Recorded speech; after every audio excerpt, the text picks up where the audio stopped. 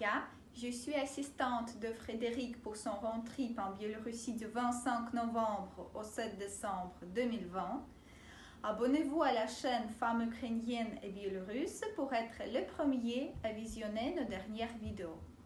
Et tout d'abord, je voudrais clarifier quelques points, parce qu'on m'a demandé s'il est difficile d'obtenir un visa européen pour un résident de la Biélorussie. Je vous explique.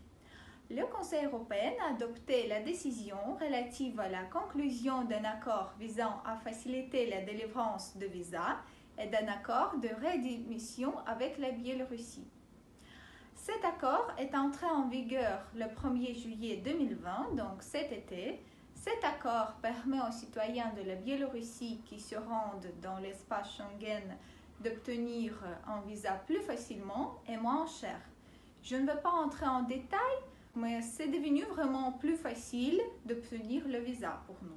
Mais malheureusement, les résidents de la Biélorussie n'ont pas encore pu profiter de ces changements à cause du coronavirus. Mais nous espérons que ce sera bientôt possible. Et aujourd'hui, je voudrais parler de la cuisine biélorusse, parce que les femmes biélorusses aiment cuisiner. Bien sûr, elles aiment aller aussi au restaurant, mais elles le font plus rare que les Européennes.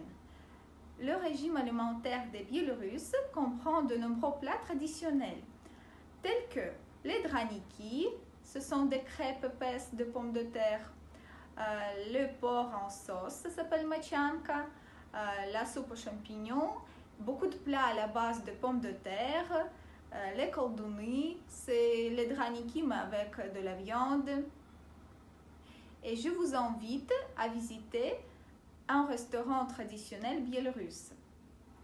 Dans ce restaurant typique biélorusse, nous avons demandé des plats et des boissons vraiment biélorusses. C'est le jus de canneberge.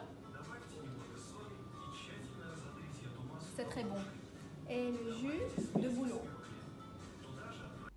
Comme plat, nous avons demandé machianka avec des crêpes, des draniki et les pommes de terre. C'était vraiment très délicieux. Le jus de bouleau remplaçait à l'époque des boissons alcoolisées dans de nombreux pays.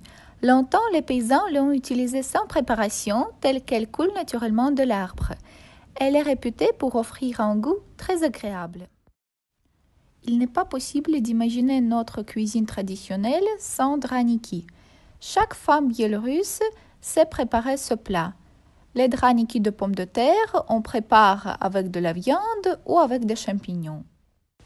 Machianka. Vous trouvez ce plat de la tradition paysanne dans n'importe quel restaurant de cuisine locale.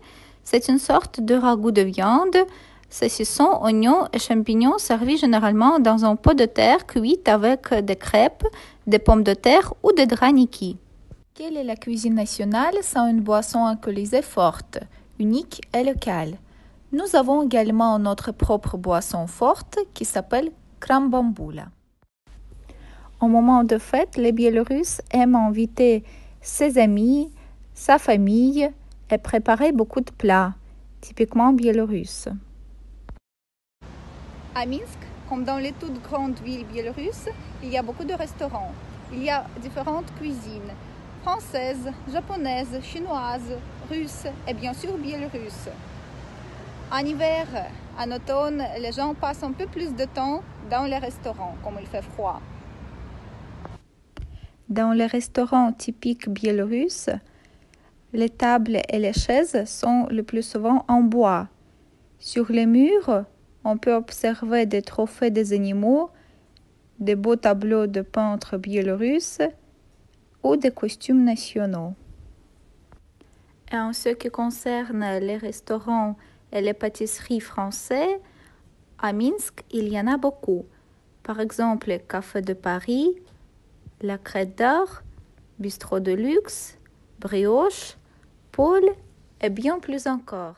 C'est parce que les femmes biélorusses aiment tout ce qui est français, les produits français, le parfum français, le vin français et bien sûr la cuisine française.